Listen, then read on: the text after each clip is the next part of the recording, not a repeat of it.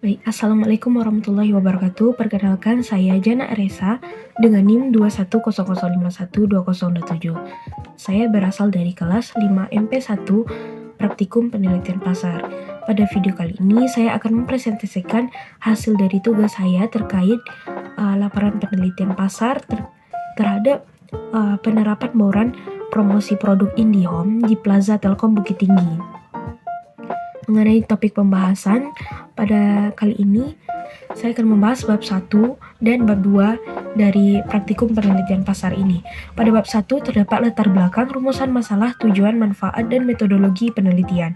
Pada bab 2 terdapat pengertian dari pemasaran, promosi, fungsi dari promosi, bauran promosi, dan elemen bauran promosi. Bab 1 yaitu pendahuluan, terdapat latar belakang di mana penerapan bauran promosi pada produk IndiHome di Plaza Telkom Bukit Tinggi ini. Latar belakangnya itu semenjak terjadinya peristiwa COVID-19, kebiasaan mengakses internet itu semakin meningkat. Segala sesuatu yang dilakukan secara online, baik itu sekolah, berbelanja, rapat, kegiatan lainnya.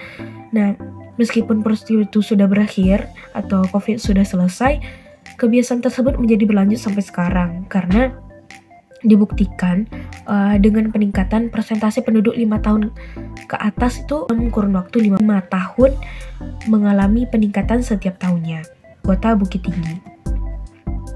Data ini merupakan presentasi penduduk 5 tahun ke atas yang mengakses internet dalam kurun waktu 5 tahun yang mengalami peningkatan setiap tahunnya di wilayah Bukit Tinggi. Data ini diperoleh dari BPS atau Survei Sosial Ekonomi Nasional, Susenas. Nah, di sini kita dapat melihat bahwa setiap tahunnya dari 2018 sampai 2022 persentasenya meningkat setiap tahunnya. Mengenai identifikasi masalah dari kasus ini, saya menemukan dua masalah. Yang pertama itu bagaimana penerapan bauran promosi produk IndiHome pada Plaza Telkom Bukit Tinggi. Kemudian bagaimana hambatan dalam penerapan bauran promosi produk IndiHome di Plaza Telkom Kota Bukit Tinggi. Tujuan dari penelitian ini yaitu untuk mengetahui bagaimana penerapan bauran promosi yang dilakukan oleh Plaza Telkom Bukit Tinggi dalam memasarkan produk IndiHome. Kemudian untuk mengetahui bagaimana hambatan dalam penerapan bauran promosi produk IndiHome di kantor cabang Kota Bukit Tinggi. Manfaat dari penelitian ini terdapat ada dua, yaitu manfaat akademis dan praktisi. Manfaat akademisnya itu memberikan manfaat untuk para pembaca dan pelanggan IndiHome terkait penerapan promosi produk IndiHome yang dilakukan oleh Plaza Telkom kantor cabang Bukit Tinggi. Dan secara praktisi, penelitian ini berguna sebagai informasi mengenai produk, pengaruh, dan hambatan bauran promosi produk IndiHome di Plaza Telkom Kota Bukit Tinggi. Untuk metode penelitian yang saya ambil yaitu metodologi kualitatif, di mana metode penelitian ini digunakan untuk berbentuk gambaran deskriptif mengenai fenomena yang terjadi, dokumen-dokumen pribadi, catatan lapangan terkait promosi yang dilakukan oleh Plaza Telkom Bukit Tinggi untuk memasarkan produk IndiHome. Baik, selanjutnya ada bab 2, landasan teori, di mana yang pertama terdapat pengertian dari pemasaran. Menurut American Marketing Association, pemasaran merupakan aktivitas serangkaian institusi dan proses untuk menciptakan, mengkomunikasikan, menyampaikan, dan mempertukarkan penawaran yang memiliki nilai bagi pelanggan, klien, mitra, dan masyarakat luas.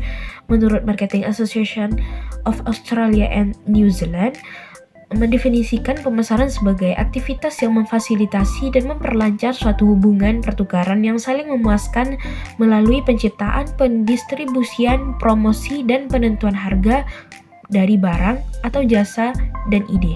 Untuk pengertian dari promosi, komunikasi pemasaran atau promosi merupakan media untuk menginformasikan atau mempublishkan, menarik atau mengingatkan konsumen akan produk dan merek yang dilakukan perusahaan untuk meningkatkan penjualan, menurut Kotler dan Keller.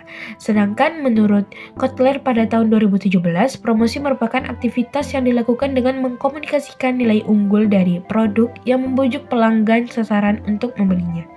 Sedangkan fungsi promosi itu ada 4. Yang pertama itu persuading.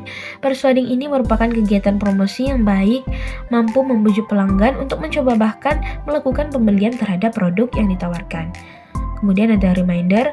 Reminder merupakan menjadi pengingat bagi konsumen terhadap suatu produk agar produk senantiasa berada di benak konsumen dan menjadi top of mind. Berikutnya itu ada yang adding value, di mana promosi yang efektif dapat menambahkan nilai pada suatu produk maupun perusahaan. Jika promosi berhasil, maka pelanggan akan menilai produk lebih bergengsi dan lebih elegan dari tawaran pesaing. Kemudian, assisting merupakan promosi dapat menjadi suatu perwakilan dengan melakukan promosi di awal. Target pasar dapat mengetahui produk lebih awal sebelum akhirnya produk tersebut dipasarkan secara menyeluruh kepada konsumen. Kemudian ada pengertian dari bauran promosi. Menurut Kotler pada tahun 2017, bauran promosi merupakan sekumpulan alat yang digunakan untuk berkomunikasi, menyampaikan pesan produk secara jelas dan menarik kepada pelanggan dan pemangku kepentingan lainnya, di mana setiap alat harus berkoordinasi di bawah konsep terintegrasi komunikasi pemasaran. Sedangkan menurut Ausauri pada tahun 2018, bauran promosi merupakan kombinasi dari peralatan promosi yang digunakan untuk aktivitas promosi suatu perusahaan. Peralatan promosi terdiri dari advertising, personal selling, sales promotion, dan publicity. Kemudian ada elemen bauran promosi. Elemen dari bauran promosi ini terdiri dari 4. Yang pertama itu ada advertising, di mana periklanan merupakan suatu bentuk presentasi non-personal dan promosi ide yang dibayar baik barang, jasa oleh sponsor tertentu melalui media cetak, media penyiaran, media jaringan, media elektronik, dan media tampilan. Berikutnya ada sales promotion. Sales promotion atau promosi penjualan merupakan bentuk insentif jangka pendek untuk mendorong percobaan, termasuk promosi konsumen, promosi dagang, dan promosi bisnis tenaga penjualan. Kemudian ada publicity. Publicity merupakan bentuk program yang ditujukan secara internal kepada karyawan atau perusahaan secara eksternal kepada konsumen, perusahaan lain, pemerintah, dan media untuk mempromosikan atau melindungi citra perusahaan atau komunikasi produk individualnya. Yang terakhir ada personal selling. Personal selling ini merupakan interaksi tatap muka dengan satu atau lebih calon pembeli untuk tujuan melakukan presentasi, menjawab pertanyaan, dan mendapatkan pesanan. Referensinya, saya mengambil referensi dari beberapa buku dan linknya. Sekian dari saya. Assalamualaikum warahmatullahi wabarakatuh.